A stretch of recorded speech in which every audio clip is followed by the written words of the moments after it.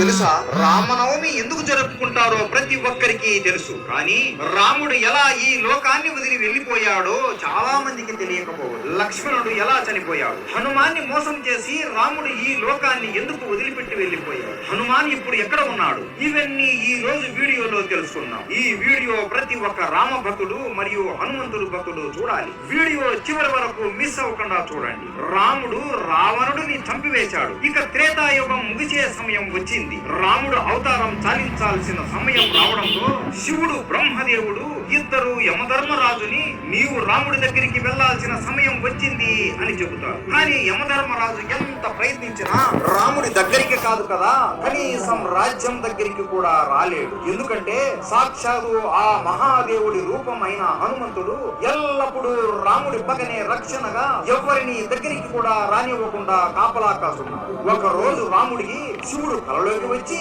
నీ అవతారం చాలించే సమయం వచ్చింది రామా, యముడు నీ రాజ్యం బయట ఎదురు చూస్తున్నాడు, కానీ నీ ప్రాణానికి హనుమాన్ అడ్డుగా ఉన్నాడు అని అంటాడు. అప్పుడు రాముడికి అంతా అర్థమై మరుసటి రోజు రాముడు సీత ఇచ్చిన తన ఉంగరాన్ని తీసుకుని ఒక రంధ్రంలోకి వేసి హనుమాన్ని పిలుస్తాడు. హనుమా, సీత ఇచ్చిన ఉంగరం పొరపాటును ఈ రంధ్రంలో పడిపోయింది, దయచేసి నువ్వు వెళ్లి నా ఉంగరాన్ని కనిపెట్టి తీసుకుని రాగలవా అని అడగగా, ప్రభు అంతేనా, దీనికి మీరు నన్ను ఇంతగా అడగాల, మీరు ఆజ్ఞాపిస్తే చాలు, నేను వెళ్లి తీసుకుని వస్తాను, అలా వెళ్లి ఇలా తీసుకుని వస్తాను ప్రభు అని అనగా హనుమాన్ తన శరీరాన్ని ఒక చీమ అంత చిన్నగా మార్చుకొని ఆ రంధ్రంలోకి దూరుతాడు. అలా వెళుతూ వెళుతూ ఆ రంధ్రం పాతాళ లోకానికి దారి తీస్తుంది. అక్కడ నాగలోకానికి రాజు అయిన నాగరాజు ఉంటాడు. ఆయన దగ్గరికి వెళ్లి నమస్కరించి, నాగరాజా, నా రాముడి ఉంగరం ఒక రంధ్రంలో పడి ఈ పాతాళ లోకానికి వచ్చింది, ఆ ఉంగరం ఎక్కడ ఉందో మీకేమైనా తెలుసా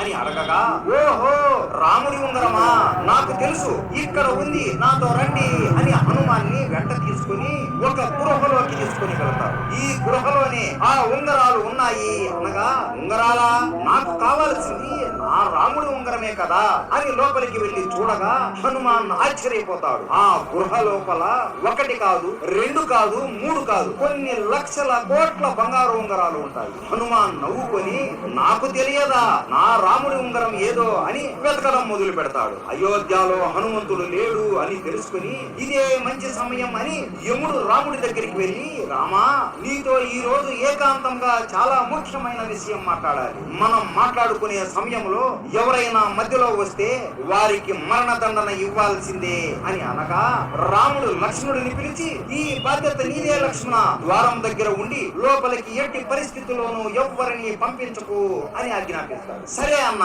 అని లక్ష్మణుడు ద్వారం దగ్గర నిలబడుకొని ఉంటాడు.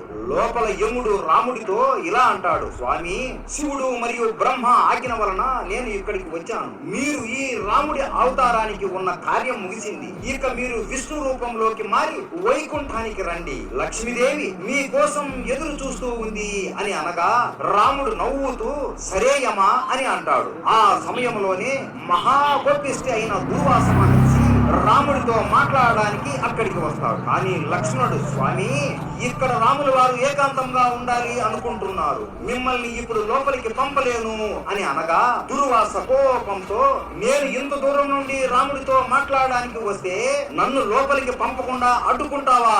ఇప్పుడు కానీ నన్ను నీవు లోపలికి పంపకపోతే అయోధ్య మొత్తాన్ని కాల్చి బూడిద చేసేస్తాను అని అంటాడు. లక్ష్మణుడికి ఏం చేయాలో అర్థం అవ్వక, ఇప్పుడు లోపలికి నేను వెళితే నాకు మాత్రమే మృత్యుదండన కలుగుతుంది, లేదంటే దుర్వాస మహర్షి మొత్తం అయోధ్యాన్ని కాల్చేస్తాడు అని ఆలోచనలో పడి అయోధ్య ప్రజలకు కాపాడడం కోసం తన ప్రాణం కూడా లెక్క చేయకుండా లోపలికి వచ్చి దుర్వాస మహర్షి వచ్చాడు అని చెబుతాడు. లక్ష్మణుడు లోపలికి రావడం చూసిన రాముడు బాధతో కృంగిపోతాడు. అయ్యో లక్ష్మణ, ఎంత పని చేశావు నువ్వు, నీకు తెలియదా లోపలికి వస్తే ఏమి జరుగుతుందో అని, ఇప్పుడు నిన్ను నేను చంపాలి అని బాధపడతాడు. రాముడికి ఏం చేయాలో తెలియక తన గురువైన వశిష్ఠ మునిని అడుగుతాడు, రామా, నువ్వు లక్ష్మణుడిని చంపనక్కరలేదు, ఎప్పుడు నీ పక్కనే ఉండే లక్ష్మణుడు నీకు దూరంగా ఉంటే అది అతనికి మరణంతోనే సమానం, కాబట్టి లక్ష్మణుడిని రాజ్య బహిష్కరణ చెయ్యి చాలు అని చెబుతాడు. ఇది లక్ష్మణుడు విని, నీకు దూరంగా ఉండడం కంటే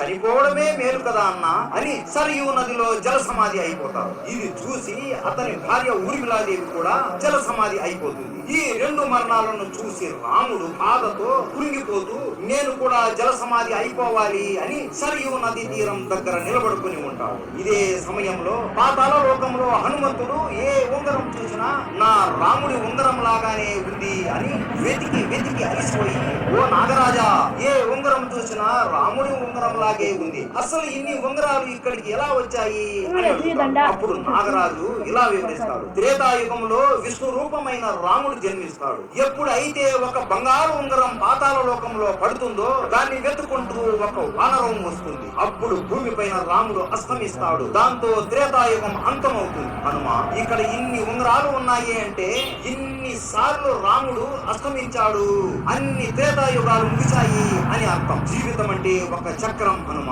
ఒక చక్రం ముగిసింది అంటే ఇంకొక చోటు ప్రారంభం అవుతుంది అని. 4 యుగాలు మళ్ళీ ముగుస్తాయి, మళ్ళీ త్రేతాయుగం మొదలవుతుంది.